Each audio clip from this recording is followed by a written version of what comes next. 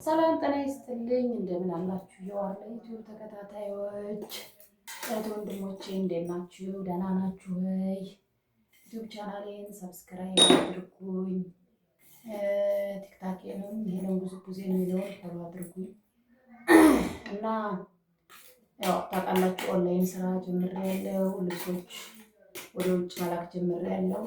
የምትፈልጉ እህቶቼ በግሩፕ ማሰራት የምትፈልጉ ተሳቢ ወለሎች፣ ሽፎኖች እኔን እዘዙኝ። እህታችሁ አልክላችኋለሁ በተመጣጣኝ ዋጋ አንተንም በማይጎዳ ምክንያቱም ስለማውቀው ገንዘብ እንዴት እንደሚመጣ በተመጣጣኝ ዋጋ እልክላችኋለሁ። የትም ሀገር ያላችሁ ደውሉልኝ። ስልክ ቁጥሬ ቲክታክ ላይም ዩቲዩብ ላይም አለ 09116085 09 ስልክ ቁጥር ያለ እየደወላችሁ በፌስቡክም ተቀምጧል እላችኋለሁ። ቡና ልጠጣ ነው። ቡና እየጠጣን እናወራለን። አንዳንድ ነገር ጥያቄ ያላችሁ ብዙ ጥያቄ ጠይቃችሁኛል። እሱን ጥያቄ ለመመለስ ነው የመጣሁት ዛሬ።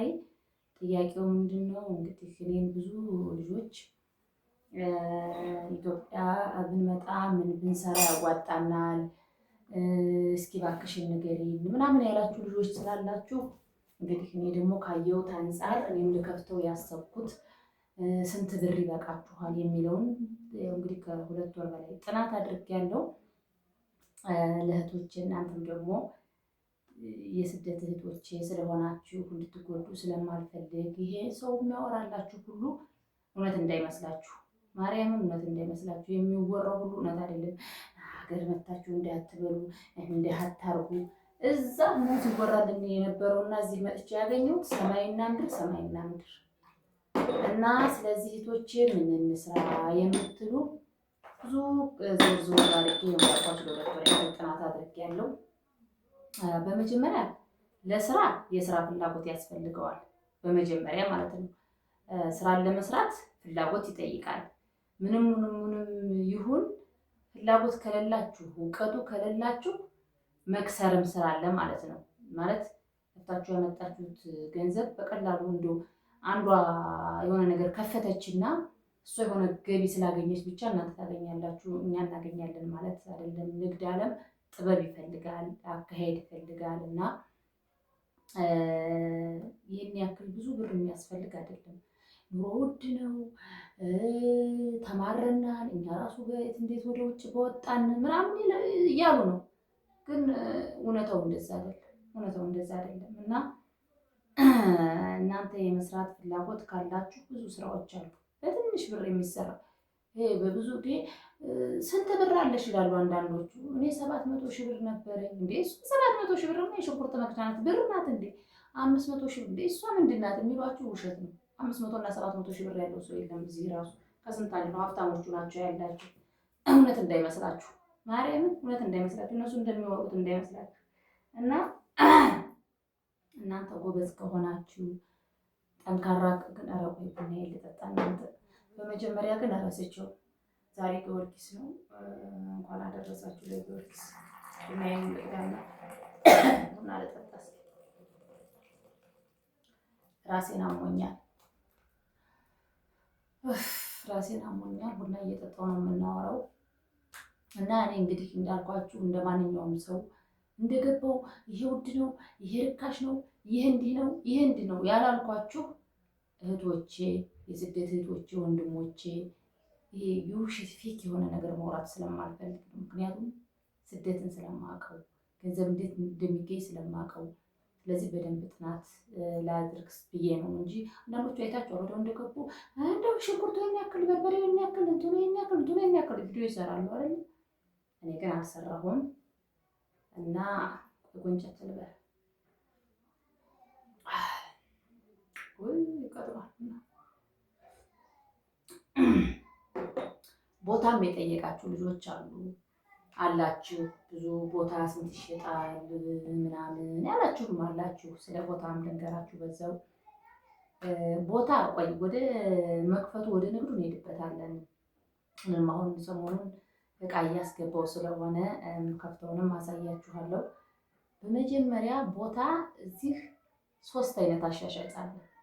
በጣም የምትጠነቀቁበት 3 አይነት አሻሻጥ አለ።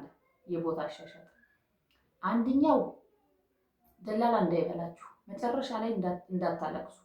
አንደኛው ይሄ ዝም ብሎ አረንጓዴ ደብተር የሚባል አለ፣ የገበሬ መሬት ማለት ነው። እሱ ህጋዊ አይደለም።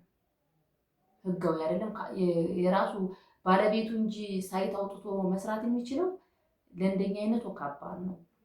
ሁለተኛው ሳይት የሚባል ነገር አለ። ሳይት የሚባል ፕሮሰስ ያለበት የግንባታ ፍቃድ ያለው ቦታ አለ። እሱን ከገዛችሁ በኋላ ነው። ቦታ ስትገዙ እናንተ ደውላችሁ እህታችሁንም ወንድማችሁንም እናትናችሁንም አባታችሁንም ግዙልን ትላላችሁ አይደል? ቦታ ስትገዙ ግን እናንተ እዛ የምታወሩት እና የሚነግሯችሁና እዚህ የሚገዛው ሰማይና ምድር ነው። ዋጋ አይደለም እያልኳችሁ ያለው። አንደኛ ቦታ አንዳንዶቹ እህቶቻችን እዛ ሆነው እኔ ባለውበት እኔ እዚህ ሁኜ በስሜ ቦታ ተገዛልኝ የምትሉ ልጆች አላችሁ። ጭራሽ እኔም ተሸውጃለሁ እዛ እያለሁ ማለት ነው። እኔም ተሸውጃለሁ። ጭራሽ ነው ብላችሁ ጭራሽ እናንተ በሌላችሁበት ፊርማችሁ በሌለበት ጭራሽ ቦታ አይሸጥም። በእናንተ ስም መሆን ጭራሽ አይችልም። ፊርማችሁ ሲያልፍ ብቻ ነው እናንተ። ከዛ ውጭ እናንተ በሌላችሁበት ወረቀት እናሰራላችኋለን። እሱ ሰነድ አልባ ነው፣ ህገ ወጥ ነው ማለት ብር ተከፍሎት የእናንተ ስም ይገባል፣ የእናንተ ፊርማ እንዳለበት ይሆናል።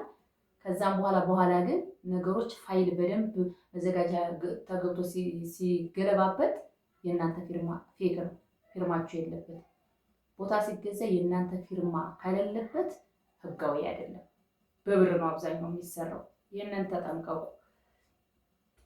ሲቀጥል ቦታ ስትገዙ እኔ ሁለቴ የተሸወርኩትን ልንገራችሁ። ሁለቴ ቦታ ልገዛ እዚህ ሁለቴ ሙሉ ተሸውጃለሁ። በርግጥ ተሸውጃለሁ ስላችሁ ገንዘብ አልወጣም። ለምሳሌ ሳይት ያለው ህጋዊ ነው ይላችኋል። ደላላው ሙሉ ያነጋግራችኋል። ሰዎቹንም ስጠይቃቸው ምንድነው የሚሏችሁ? መሬቱ ህጋዊ ነው፣ ካርታና ፕላን አለው ይሏችኋል ማለት ነው። ሲሏችሁ እናንተ ቦታ ስትገዙ እንደዛ ስላሏችሁ ብቻ ዝም ብላችሁ እንዳትገዙ። ካርታና ፕላን አለው ሲሏችሁ ካርታና ፕላኑን ወረቀት ተቀብላችሁ ቁጥር አለው 4 ቁጥር 3 ቁጥሮች አሉት።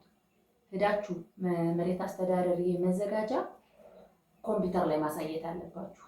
ምክንያቱም አንደኛው በህጋዊ ይወጣል ካርታ ህጋዊ ተፈቅዶላቸው፣ ሁለተኛው ደግሞ በገንዘብ የሚወጣ ካርታ አለ።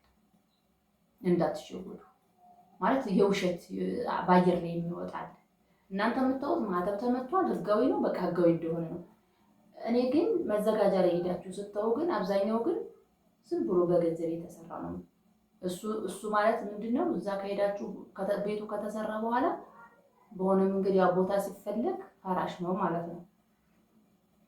ሴትም ሆነ ወንድ ማንኛችሁም ቦታ ስትገዙ በግዴታ ሂዳችሁ ህጋዊ መሆኑና አለመሆኑ በአየር ላይ ነው ትክክለኛ ነው የተሰራው ብላችሁ መዘጋጃ ገብታችሁ ማየት ይጠበቅባችኋል።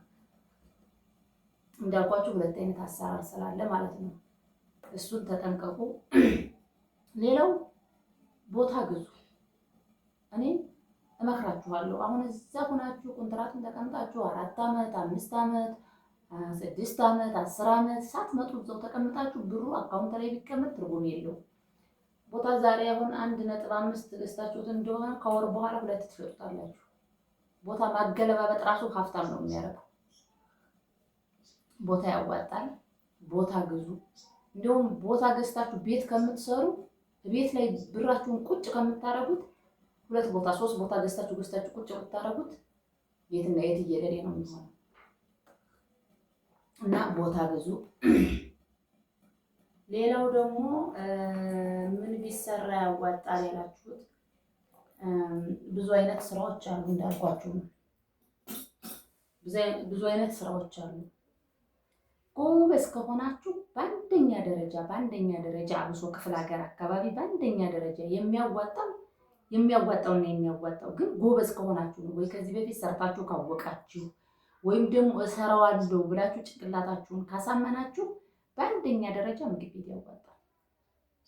ምግብ ቤት ያዋጣል። ምክንያቱም ዝም ብዬ እኔ ስሄድ ሳልፍ ሳይ ጠዋት የጀመረ እስከ ማታ ድረስ ሰው ሳይበላ ሳይጠጣ ይውላል። ሳይበላ ሳይጠጣ ሆቴል ብትሉ፣ ግሮሰሪ ብትሉ፣ ሻይ ቤት ብትሉ፣ ምን ቤት ብትሉ ከጠዋት እስከ ማታ ሰው ሳይበላና ሳይጠጣ አይውልም ማለት ነው። ስለዚህ በመጀመሪያ ደህና ብር ካላችሁ ደህና ሆቴል ብትከፍቱ፣ ሆቴል ሲባል ለምሳሌ ድራፍት፣ ቢራ፣ ስጋ ቤት፣ አብሶ ስጋ ቤት በጣም ያዋጣል። እንደዛ ብትከፍቱ እንዲሁ በዛ ቢባል ለምሳሌ ያው ቤቱን ተከራይታችሁ አይደለም ያው እቃዎች ናቸው የሚወደዱት። አሁን ኢትዮጵያ ውስጥ ምንድነው የተወደደው? እቃ ውድ ነው። እቃ አሁን እንደ ፍሪጅ አይነት እንደው ቀለል ያለው እንኳን 80,000 100,000 ይባላል። እቃ ነገር ትንሽ ሊወደድ ይችላል። አንደኛ እንዳልኳችሁ እንደዚህ አይነት ስጋ ቤት እና ድራፍት ቢራ ደህና ካፒታል ካላችሁ እሱ በአንዴ ትተኮሱበታላችሁ። አንድ ብሩ እሱ ግን አቅም የለንም እንደኛ አይነቱ። እንደው እንደ ሀሳብ ነው ያመጣሁላችሁ ትንሽ ያላችሁ ካላችሁ ነው። ከዛ ውጭ ግን በየአይነት ቤት ብትከፍቱ ትንሽ ብር ነው። እንደው በዛ ቢባል 200,000 150,000 ነው የሚጨርስባችሁ። በየአይነት ሽሮ ፍርፍር፣ የተጋቢኑ ምናምን፣ እንቁላል ፍርፍር፣ ስጋ ፍርፍር ምናምን እንደዛ ብትሰሩ በጣም ይሰራበታል። በጣም ያዋጣል። ምግብ ነክ ጭራሽ ያዋጣል ምግብ ነክ። ሌላውን ታውትና ማርያምን አሁን ቆይ ሰሞኑን ብዙ ልጆች አሉ ከአረብ ሀገር ተመልሰው ማለት ነው ስራ እየሰሩ ያሉ ሻይ ቡና ከፍተው በየአይነት ቤት ከፍተው የሚሰሩ ልጆች አሉ።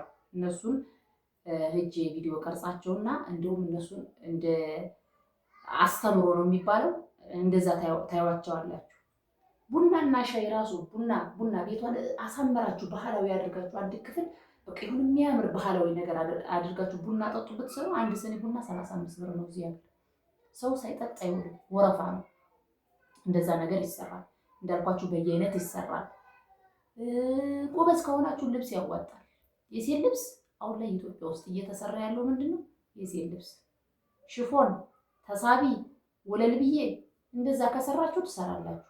እሱም እንደው እንዳቅማችሁ ምናልባት ትንሽ የሚወደድባችሁ ይሄ ማሽኖቹ ናቸው። ልብስ ማስገባቱ አይደለም ማሽኖቹ ይሄ መቀምቀሚው ምናምን እንደው ምናልባት እሱ ይሄ ማሰፋፊያዎቹ ነገሮች እስከ 150,000 ብር ቢጨርስባችሁ ልብስ ማምጣት እስከ 200,000 ብር ቢጨርስ እንደው አጠቃላይ በ500,000 ብር በ400,000 ብር ዝንጥ ያለ ሽፎን ቤት ትከፍታላችሁ። ሽፎን ተሳቢ ወለል ብዬ እሱ በጣም ያዋጣል። አንድ ብሩ። እሱን ደግሞ አቅማችሁ ካልቻለ ደግሞ አትክልት ቤት አነስ ያለ አትክልት ቤት መክፈት ይቻላል። ሸቀጣ አልመክራችሁ። አሁን ብዙ ሰው መጥቶ እንደው ዝም ብዬ ሳያቸው ጥናት ሳረግ ማለት ነው ቶሎ ብለው መጥተው ምንድነው የሚያደርጉት? ሸቀጣ ይከፍታሉ።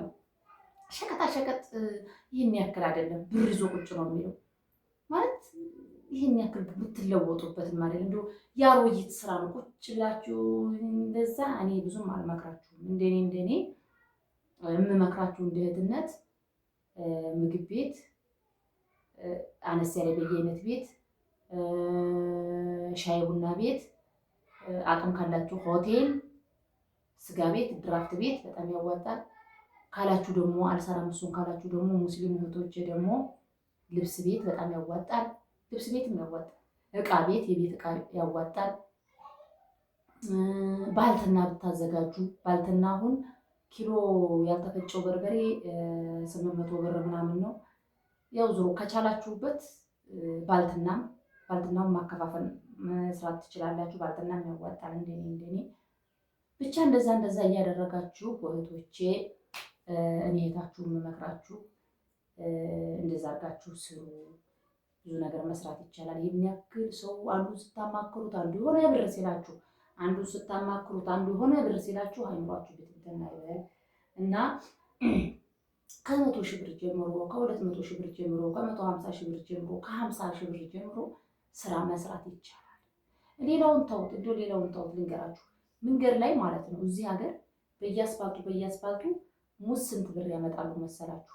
1 ኪሎ ሙዝ እዚህ ሀገር 150 ብር ነው። 1 ኪሎ ሙዝ ማለት ነው 150 ብር 1 ኪሎ ሙዝ ይሸጣል። እነሱ በስንት ብር ያመጡታል መሰላችሁ? በሰባ ብር ያመጡትና እነሱ 150 ይሸጣሉ። ስንት ብር አተረፉ? 80 ብር አተረፉ ማለት ነው። እጥፍ ማለት ነው።